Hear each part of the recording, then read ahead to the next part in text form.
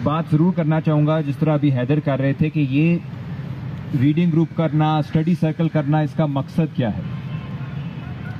एक तो पहली बात बहुत ज़रूरी है कि जो नौजवान है इस वक्त, जिस तरह आप लोग इधर लाहौर में बैठे हैं, कुछ लाहौर से हैं, कुछ पंजाब के दीगर अजला से हैं, कुछ सिंध से हैं, कुछ खैबर पख्तूनख्वा, कुछ बलोचिस्तान, कश्मीर, गिलगित के भी लोग हैं।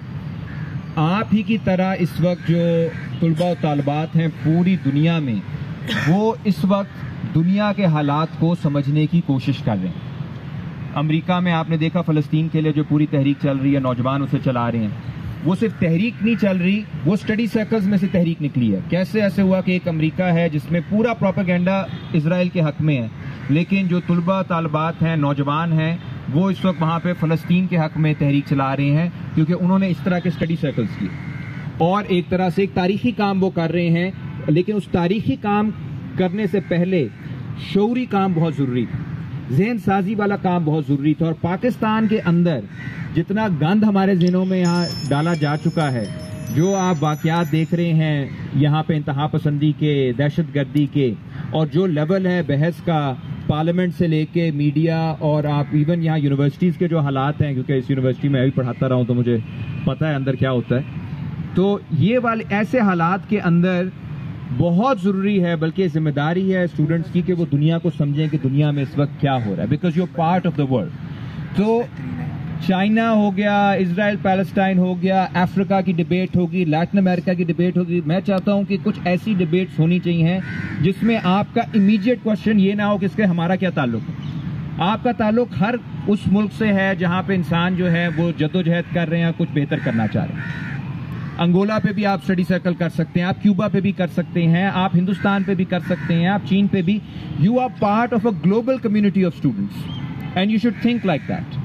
आप लोग का ये बार बार नहीं होना चाहिए कि इमीडिएट हमारा जो कंसर्न है, क्योंकि जो इमीडिएट कंसर्न है उसमें आपको डाल के इवेंचुअली वो आपको गली मोहल्ले और नाला का जो मसला है और जो गैस का मसला है, इससे आगे वो आपको जाने ही नहीं देते हुक्मरान तबका, जबकि खुद वो इंटरनेशनल भी होते हैं, वो चाइना से भी डील कर रहे हैं, अमेरिका से भी डील कर रहे हैं। सो एक तो ये इंपॉर्टेंस है। दूसरी जो पॉलिटिकल इंपॉर्टेंस इसकी है, जो लोग पॉलिटिक्स में इंटरेस्ट लेते हैं या एक्टिव होना चाहते हैं, उनके लिए ये इंपॉर्टेंट है कि हमारे यहाँ एक कल्चर बना हुआ है बहुत अरसे से कि जो पॉलिटिक्स में आ रहा होता है वो अगर लेफ्ट की पॉलिटिक्स में आ रहा होता है तो उसकी ख्वाहिश होती है कि एक बहुत ही प्योर पोजीशन लेकर आए, इतने प्योर पोजीशन लेकर आए कि वो हर तजाद से पाक हो वो पोजीशन। यानी एक तरह से तलाश उनकी होती है कि किसी तरह कोई उनको साधु मिल जाए या कोई सूफी मिल जाए जिसके अंदर कोई गंद हो ही ना। तो ब्यूटीफुल सोल एक लफ्ज़ इस्तेमाल करते थे हेगल, जो जर्मन फिलोसफर, कि वो ये एक खालिस रूह है, प्योर सोल, ब्यूटीफुल सोल वो से कहता है। खालिस रूह जो तजाद से इतना डरती है कि वो तारीख में एंटर ही होना पसंद नहीं करती, क्योंकि तारीख जो है वो तजादात का मजमुआ है। जो हमारे बड़े कहते थे कि सियासत गंदी चीज़ है, एक लिहाज से वो गलत कहते थे क्योंकि सियासत फिर सिर्फ हुक्मरान तबका करेगा, लेकिन एक लिहाज से सही कहते थे कि इसमें आप 100% प्योर नहीं हो सकते। आपको कहीं ना कहीं उस तजाद को खाते खा लाना पड़ेगा जो तारीख का हिस्सा है। तारीख के अंदर तजाद आपके जहन में नहीं है, तजाद तारीख के अंदर हैं, मारूज के अंदर हैं, समाज के अंदर हैं, जिसको समझना है। तो चाइना पे अगर आए तो अभी जो कॉमरेड तैमूर ने सारी बात की है, उन्होंने तजादात की बात की है, जिसे हम पैराडॉक्स कहते हैं। मिसाल तौर पे एक पैराडॉक्स क्या है, एक बड़ा 19वीं 20वीं सदी का, जो कोई फ्रीडम फाइटर था वो आप सोवियत यूनियन के, यानी आप बोल्शेविक पार्टी ले लें, आप एंटी कॉलोनियल मूवमेंट्स ले लें, आप पाकिस्तान के अंदर सारी इनकलाबी तहरीकें ले लें, वो सारे जो फ्रीडम फाइटर हैं वो जिन तंजीमों का हिस्सा हैं वो बहुत ही सख्त तंजीमें हैं, उनका डिसिप्लिन बहुत सख्त इंटरनली। अब ये पैराडॉक्स है कि बात आज़ादी की कर रहे हो और अंदर से आप इतने सख्त हो कि जी अगर आपने कोई ज़्यादा बात की तो आपको हमें निकालना पड़ जाएगा। आप कोई अगर बहुत ही सीधे दिमाग का हो जिसको तजादात की समझ ही नहीं है, वो कहेगा ये तो मुनाफिक है। बात नेल्सन मंडेला करता है आज़ादी की, और अपना जो उसने ऑर्गेनाइजेशन बनाई हुई है अफ्रीकन नेशनल कांग्रेस, उसके अंदर उनका डिसिप्लिन बहुत ज़्यादा है। कोई अगर थोड़ी सी बात आगे पीछे हो जाए तो बहुत से लोगों को उन्होंने निकाल भी दिया था। लेकिन अगर आप तजादात को समझ गए, या जिसे हेगल कहता है डायलेक्टिक्स को समझ गए, तो आपको समझ आएगा कि ये पैराडॉक्स नहीं है, ये एक दूसरे के लिए लाजमो मलजूम है। जिसे वो कहता था फ्रीडम एंड नेसेसिटी। फ्रीडम की कंडीशन ये है in conditions of Africa, South Africa in the 1960s, 70s, 80s, कि वहां पे जो स्याफाम की हुकूमत थी, जो गोरों की हुकूमत थी स्याफाम के खिलाफ, और आपका अफ्रीकन के ऊपर जो अपार्थाइड सिस्टम था, वो हुकूमत अगर उनको एक थोड़ी सी खबर मिल जाती थी कि कहीं पे काले बैठ के कोई आपस में गुफ्तगू कर रहे हैं, हुकूमत के खिलाफ बात कर रहे हैं, तो उनको सिर्फ पकड़ा नहीं जाता था, उन्हें टॉर्चर भी किया जाता था, मार भी दिया जाता था। नेल्सन मंडेला जैसा बंदा जो एक इंटरनेशनल फिगर था, उसे 27 साल उन्होंने जेल में रखा। अब ऐसे ही हालात में आपने आज़ादी की लड़ाई लड़नी है, तो क्या आप इस तरह की तंजीम बनाएंगे जो कहेगा यार मेरी मर्जी है मैं आऊं पार्टी की मीटिंग में ना आऊं, मेरी मर्जी है मैं बयान पार्टी वाला दूं या मैं पार्टी के खिलाफ दे दूं, मेरी मर्जी है कि मैं बताऊं कि मेरा कॉमरेड इधर बैठा है या उधर बैठा है, मैं पब्लिक बात करूं यानी आप तो सारी पार्टी को मरवा दोगे, आप तो उस पूरी पार्टी को खत्म करवा दोगे। ये शौक नहीं था अंडरग्राउंड होने का, या डिसिप्लिन होने का, या तंजीमी ढांचा बनाने का। नेल्सन मंडेला ने शायद हेगल को पढ़ा भी ना हो, लेकिन उसने बात अपने प्रैक्टिकल तजर्बे से यही की कि अगर आज़ादी के लिए लड़ना है तो फिर आपको डिसिप्लिन होना पड़ेगा। ये मुतजाद बात नहीं है।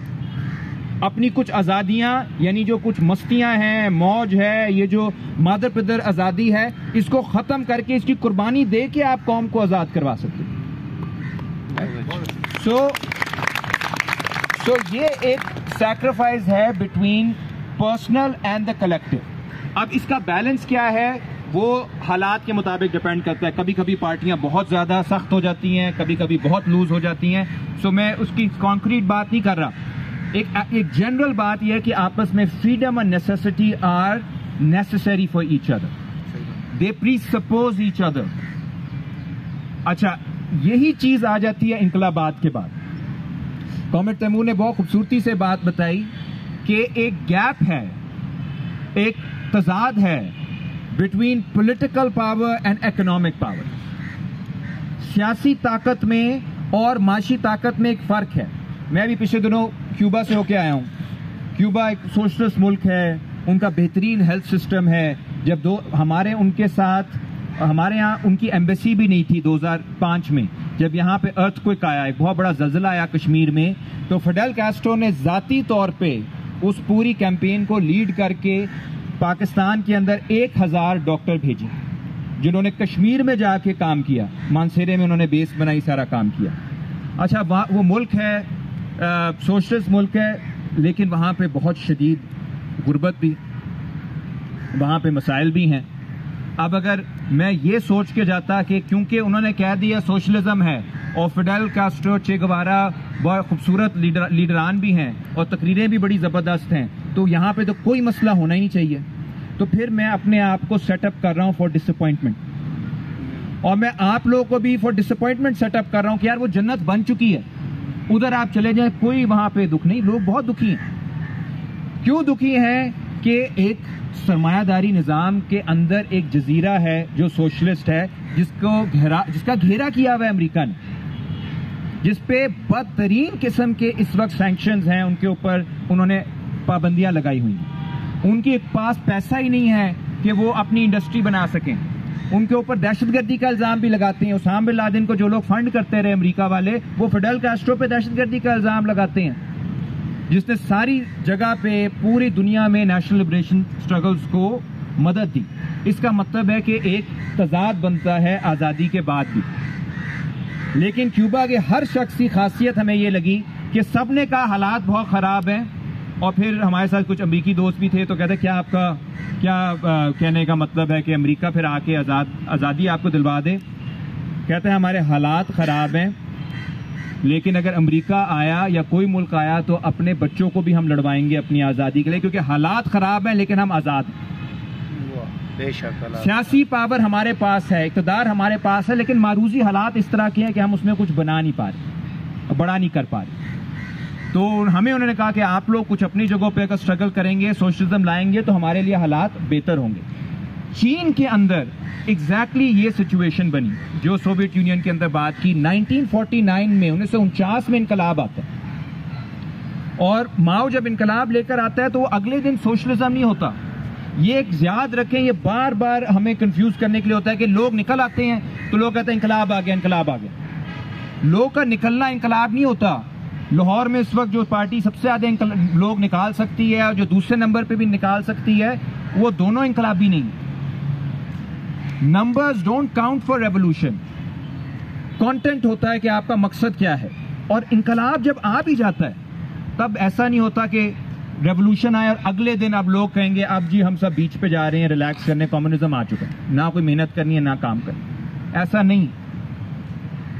माओ जो इक़्तिदार के बाद जितना माओ परेशान था as the head of the state, इतना वो लॉन्ग मार्च के दौरान परेशान नहीं था। उनकी लॉन्ग मार्च ये लॉन्ग ड्राइव नहीं थी, वो पैदल चले थे कई माह, कई हजार लोग उनके मारे गए थे। वो कहता है यार ये एक नई सिचुएशन है हमारे लिए। सबसे बड़ी बात क्या है कि गरीब मुल्क है, इंडस्ट्री नहीं है, जागीरदार है, ऊपर से वो डिपेंडेंट है गंदम के ऊपर अमेरिका पर, और अमेरिका पहले हफ्ते में उनके ऊपर गंदम की पाबंदी लगा देता है कि इनके साथ गंदम की तजारत नहीं करनी, पहले हफ्ते। और वहां पे कहत का खौफ हो जाता है। अब माओ तकरीरें तो नहीं कर सकता, सिर्फ तकरीरें करके तो आप हुकूमत नहीं, तकरीरें तो हुकूमत से पहले चलती हैं। जब आप हुकूमत में आ जाओ और कहत होने वाला हो तो आप भूखे लोग को ये समझाओ कि नहीं जी अमेरिका की वजह से हो रहा है, या आप अभी फिक्र ना करें, हम इक़्तिदार में आ गए हैं तो बस इंकलाब है, इसको एंजॉय करें, भूख भी मजे की होती है, वेट कम होगा। ये नहीं हो सकता। आपको अब लोगों को जवाबदेह होना है कि सोशलिज्म का मतलब होना चाहिए not the redistribution of poverty. ये नहीं है काफी कि रीडिस्ट्रीब्यूशन आप कर रहे हो गुर्बत की, बल्कि आपने लोगों की जिंदगियां बेहतर करनी है। तो उनके पास दो बड़े टास्क थे चीन के पास, जिसके ऊपर उनको जज करना चाहिए। एक, पहला कि जो लोगों के अंदर एक भूख का मसला है, जो चीन के अंदर पिछले 250 सालों से चल रहा था, और पिछले 100 सालों में तो बहुत ज्यादा था, जिसे कहते हैं सेंचुरी ऑफ ह्यूमिलिएशन, उस भूख के मसले को खत्म किया गया। और लोग कहते थे कि कभी भी कोई हुकूमत नहीं कर सकती चीन के अंदर, और कम्युनिस्ट तो बिल्कुल भी नहीं कर सकते। 30 सालों के अंदर अंदर वहां पे भूख का भी मसला खत्म हो गया, और जो लिटरेसी थी, लिटरेसी रेट, वो तकरीबन 90% हो गया पहले ही 30 सालों। तो आपने ये दो टास्क पूरे किए। दूसरा टास्क क्या था कि किसी तरह जो घेरा तंग हो रहा है अमेरिका की तरफ से, उससे मुकाबला किया जाए। इधर ताइवान था, ताइवान का आप लोगों को मालूम शायद हो ना हो, ताइवान कोई अलग मुल्क नहीं था। जो हारे थे खाना जंगी, कम्युनिस्टों और नेशनलिस्टों की, गोमनतांग और कम्युनिस्ट पार्टी की लड़ाई थी, जो हारे थे चियांग काई शेक, वो सारे भाग गए थे ताइवान। उन्होंने पनाह ले ली थी ताइवान में, और ताइवान भी चाइना ने, कम्युनिस्ट पार्टी ने उसमें जीत जाना था, लेकिन अमेरिका ने वहां आके अपनी नेवी बिठा दी। ताइवान से भी हमले होते थे, तिब्बत में भी उन्होंने करने की कोशिश की, थाईलैंड में भी एक मिलिट्री बेस बना दी, घेरे में ले लिया चीन को। और उस वक्त माओ ने कहा, उनके साथ चो एन लाई, आप लोगों ने शायद नाम सुना होगा, नहीं सुना तो आप जरूर उनके बारे में पढ़ें, बहुत इंटरेस्टिंग कैरेक्टर हैं वो इंकलाब के। उन्होंने कहा कि इस वक्त जो तजाद है, दो तरह के तजाद हैं। एक तजाद है कि जो गुर्बत है समाज के अंदर, वो इतनी शदीद है कि हमने लोगों को गुर्बत से निकालना है।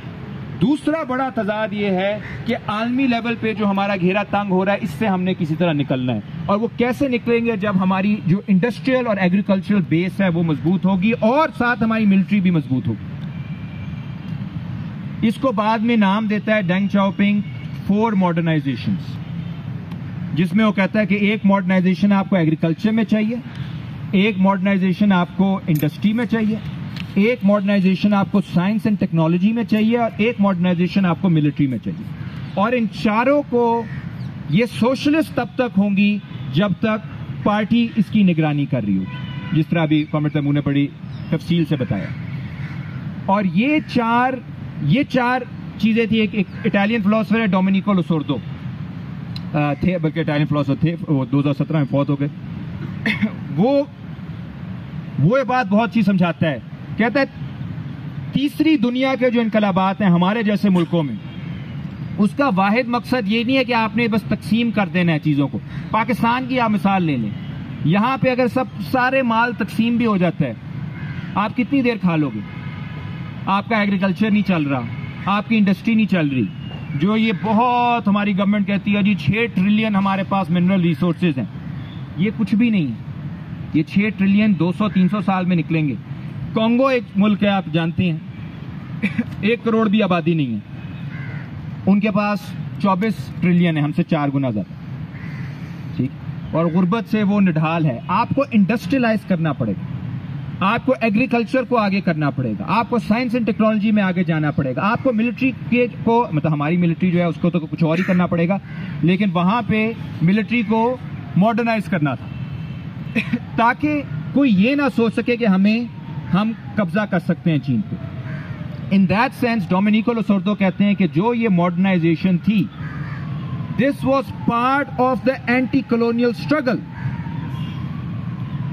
ये बिट्रेयल नहीं था कि ये किस किस्म का इनकलाब होना था एंटी कॉलोनियल का, अब इनकलाब आ गया, अब सब लोग आप छुट्टी पे जाएं। नहीं, अपने मुल्क को अगर बाकी मुल्क से मोहब्बत है, अपने इनकलाब से मोहब्बत है, तो आपको मेहनत करनी है। जिन्होंने मेहनत उससे पहले की इनकलाब से, उन्होंने तो खून दिया। आपसे ये कहा जा रहा है कि आप टाइम पे फैक्ट्री पे जाएं, टाइम पे स्कूल जाएं, टाइम पे यूनिवर्सिटी जाएं, टाइम पे अस्पताल जाएं, टाइम पे आप अपनी पोलिट ब्यूरो की मीटिंग्स करें। उसकी वजह क्या है कि अब जो रियासत की नौयत है वो फर्क है। हम कोशिश कर रहे हैं कि सबके लिए अब डिस्ट्रीब्यूट किया जाए, सबकी जिंदगी बेहतर की जाए। बैरूनी जो काबिज हैं उनको कभी वापस ना आने दिया जाए। ये हमारी, if we don't do it we all will be annihilated. A new spirit is required to rebuild society, और उसके तहत 4 मॉडर्नाइजेशंस थी। अब मैं आखिरी जो बात इसमें करना चाहूंगा, जो मॉडर्नाइजेशंस हुई उसका जो रिकॉर्ड है वो तो कॉमरेड तैमूर ने बता दिया। उसकी कई चीजें हुई उसमें, और एक जो सबसे बड़ी चीज है जिसके ऊपर बात बहुत कम होती है वो ये है कि चीन वो मुल्क है जिसने पिछले 40 सालों में 85 करोड़ लोगों को गुर्बत से निकाला है। बहुत बड़ी बात है। 85 करोड़। वो कहते हैं कि ये सरमायादारी की वजह से हुआ, तो फिर हमें भी ये वाली सरमायादारी दे दी। यहाँ पे क्यों नहीं हो रहा कि आप औरंगजेब का इन्होंने नाम लिया, मिफ्ता इस्माइल आए, असद उमर आए, हफीज शेख आए, ये सारे कम्युनिस्ट तो नहीं थे, ये सब सरमायादार थे। आज से नहीं, पिछले 40-45 सालों से तो टोटल एक ही विजन है कि आपने फ्री मार्केट। जिस इकोनॉमिस्ट से आप बात कर लो, वो अमेरिका से पढ़ के उधर से नौकरी करके आता है, थोड़ी देर के लिए इधर फाइनेंस मिनिस्टर बनता है या स्टेट बैंक का गवर्नर बनता है, फिर वापस चला जाता है। तो वो क्यों नहीं कर पा रहे? उसमें बुनियादी फर्क एक इज़ाबेला वेबर की किताब है, doctor Isabella Weber, how China escape shock therapy, और वो कंपेयर करती हैं चीन को रूस के साथ कि जिस टाइम पे अभी कॉमरेड तैमूर ने कहा कि सोवियत यूनियन टूटता है, और टूटने के बाद जिस तरह से वहां पे लूटमार शुरू होती है, सोशलिज्म खत्म होता है, तो अवाम को कुछ नहीं मिलता। जितने इदारे थे पब्लिक, उनको माफियाज प्राइवेट करके खा जाते हैं। दुनिया की तारीख के अंदर सबसे बड़ा लाइफ एक्सपेक्टेंसी में एक गिरती है लाइफ एक्सपेक्टेंसी, वो रशिया के अंदर 90s में होती है in peace time. 1 crore 20 lakh लोग बीमारी की वजह से मरते हैं उस मुल्क में जिसमें बीमारियों की बात ही नहीं होती। पूरा वो तहस नहस कर प्रोस्टिट्यूशन, रशियन प्रोस्टिट्यूशन एक ग्लोबल फिनोमेना बन जाता है। रशियन माफिया जो है ग्लोबल, अगर आप 90s की फिल्में देखें हॉलीवुड की, तो रशियन माफिया आपको हर जगह नजर आएगा। It is a post Soviet phenomena, इससे पहले नहीं। सही बात। उसी वक्त वो कहती हैं कि चीन को देखें, उसी टाइम के अंदर चीन के अंदर ग्रोथ जो है वो पहले से डबल ट्रिपल हो रही है। गुर्बत खत्म हो रही है, जो अभी आपको स्टेटिस्टिक्स दिए हैं, गुर्बत 85 करोड़ लोग गुर्बत से निकल रहे हैं। स्कूल यूनिवर्सिटियां बेहतर हो रही हैं, अस्पताल बेहतर हो रहे हैं। कहती है जो बुनियादी फर्क है वो ये है कि वहां पे कम्युनिस्ट पार्टी का कंट्रोल खत्म हो गया, माफिया से कंट्रोल आ गया। यहाँ पे जो प्रोलेटेरियन डिक्टेटरशिप थी वो खत्म नहीं हुई और उन्होंने मैनेज किया। इस वक्त 60% पब्लिक जो कंपनीज हैं वो पब्लिक डोमेन में है, सारा बैंकिंग सेक्टर पब्लिक है, सारा फाइनेंस सेक्टर, और हर बड़ी कंपनी के अंदर वो चाइना में काम ही नहीं कर सकती मल्टीनेशनल जब तक उसमें कम्युनिस्ट पार्टी का कोई नुमाइंदा नहीं। तो कम्युनिस्ट पार्टी के अंदर नुमाइंदे बैठे होते हैं जो कि पार्टी के साथ उसकी हम आंगी कर रहे होते हैं। मैं बस इख्तिताम इस पे करना चाह रहा हूं, इस सब के अंदर ये कहना अहम नहीं है या जरूरी नहीं है कि हर चीज अच्छी है चीन, ठीक है। अब 1.25 अरब लोग का मुल्क है, ये तजादात होते हैं, उसके अंदर रिप्रेशन भी है, उसके अंदर गलतियां भी हैं, उसको हमें मानना भी चाहिए। हमने आपको एक रुख दिखाया है ताकि, क्योंकि जो दूसरा रुख है बहुत ज्यादा एक माइंड पे इसका प्रोपेगेंडा जो है अमेरिकन प्रोपेगेंडा, वो इतना बढ़ चुका है चीन के खिलाफ, इतना ज्यादा बढ़ चुका है कि वो सिर्फ एक चीज है, बाइडेन को पूरी दुनिया में नजर नहीं आ रहा मुसलमानों के साथ क्या हो रहा है, सिर्फ चीन में नजर आ रहा है कि वहां पे नमाज नहीं पढ़ पा रहे, उसको बहुत दुख होता है। तो ये क्यों है, उधर क्यों है? उसको ना फलस्तीन नजर आ रहा है, उसको ना इराक नजर आ रहा है, उसको ना लिबिया नजर आ रहा है, उसको ना यमन नजर आ रहा है, ना उसको सीरिया नजर आ रहा है। वेनेजुएला में वो रजीम चेंज करना चाहते हैं, क्यूबा में रजीम चेंज करना चाहते हैं, कहीं वो इलेक्शन में कोई बंदा, अब श्रीलंका में भी एक लेफ्ट का बंदा है, अभी आप देखेगा कि वहां पे भी हर तरह की ह्यूमन राइट्स का प्रोपेगेंडा शुरू हो जाएगा। उधर भी वो कहते हैं क्यों अमेरिका में आज तक मिलिट्री कू नहीं हुआ, क्योंकि वहां वॉशिंगटन में कोई अमरीकी एम्बेसी नहीं। तो वो तो जगह जगह ये कुछ करते हैं। अभी उन्हें तिब्बत में नजर आ जाएगा कि जी वहां पे राइट्स नहीं मिल रहे। सो ये प्रॉब्लम्स एग्जिस्ट करते हैं चीन के अंदर, बट दैट डजंट मीन कि हम उनका प्रोपेगेंडा करें, क्योंकि एक अहम बात जो आप यंग लोग के लिए जानने के लिए इंपॉर्टेंट है वो ये है कि the world is preparing for war. दुनिया के अंदर इस वक्त अमेरिका ने जो अपना मिलिट्री बजट कर दिया है वो $883 बिलियन मिलिट्री बजट कर दिया है। हम अभी कितनी छलांगे मार रहे हैं, हमें कितने पैसे मिले हैं जो भीख मिली है? 7 बिलियन। 7 बिलियन पे 24 करोड़ लोग अब मिलके खाएंगे। सिर्फ अमेरिकन मिलिट्री जो है वो $883 बिलियन उनको मिले हैं। क्यों मिले हैं, किसके खिलाफ मिले? उन्होंने ज़ाहिर इतने पैसे क्यूबा के लिए नहीं लगाने, वेनेजुएला के लिए नहीं लगाने, उनका एक हदफ है, एक ही हदफ है, वो चीन है। और पाकिस्तान के अंदर उनको क्या टेंशन है, पाकिस्तान में भी चीन के रोल पे हम क्वेश्चन आंसर्स में बात करेंगे, लेकिन पाकिस्तान में उन्हें कोई मसला नहीं है कि गवादर में इंसानी हकूक नहीं हो रहे, या खुजदार में मसला है, या और केपी में कोई मसला हो रहा है, या इस तरह का उन्हें कोई इशू नहीं। उनको इशू ये है कि पाकिस्तान ये खुल के क्यों नहीं कह रहा कि हम चीन के खिलाफ वही रोल अदा करेंगे जो 80 की दहाई में हमने अफगानिस्तान के खिलाफ और सोवियत यूनियन के खिलाफ किया। उनको सिर्फ एक टेंशन है, वो स्क्वीज करना चाहते हैं। उन्होंने अफगानिस्तान के अंदर सोशलिस्ट इनकलाब आया, वो उस इनकलाब के ऊपर हमें कभी टॉक करनी चाहिए। इस खित्ते के बेहतरीन इनकलाबात में से एक इनकलाब था, उसमें भी बहुत खामियां थी, उसमें भी बहुत गलतियां थी। हम नहीं कहते 100% कोई भी ठीक नहीं होता, लेकिन जो किरदार उसमें पाकिस्तानी स्टेट का रहा, जो किरदार उसमें अमरीकी स्टेट का रहा, उन्होंने ना सिर्फ अफगानिस्तान को तबाह कर दिया, उन्होंने बलोचिस्तान को तबाह कर दिया, उन्होंने खैबर पख्तूनख्वा को तबाह कर दिया। अब पंजाब तबाह हो रहा है, सिंध तबाह हो रहा है, कश्मीर में मसले हो गए। आपको शायद याद ना हो, 90s में चंदा दे रहे होते थे हम अपनी मस्जिदों में जुम्मे के वक्त, तो चचनिया में कोई जहाद हो रहा है, कहीं बोस्निया में जहाद हो रहा है, कहीं हमें पता भी नहीं होता था, चीचा बत्नी का नहीं पता होता था, चचनिया में जहाद के लिए हम दे रहे होते थे 50 रुपए 100 रुपए। ये हमारी जहन साजी की गई, and this is the kind of war they want to bring to Pakistan. और उसके लिए पाकिस्तानी लोगों को, जो हमारा सारा जो पाकिस्तान में रहने वाले लोग हैं, जैसे भी वो आइडेंटिफाई करते हैं, उनके लिए बड़ा अहम है कि वो कहें कि हमें इस बार ना किसी एक मुल्क का बनना है, प्रॉक्सी बनना है, हमने वो करना है जो हमारे खित्ते के लिए बेहतर हो, और हमारे खित्ते के लिए वही बेहतर होता है जो हमारे नेबर्स के लिए, हमसायों के लिए बेहतर है। हमने इधर ही रहना है, यहीं पे जिंदा रहना है, इन्हीं लोगों के साथ तजारत करनी है। So this study circle is part of the ideological fight we all have to fight. Thank you.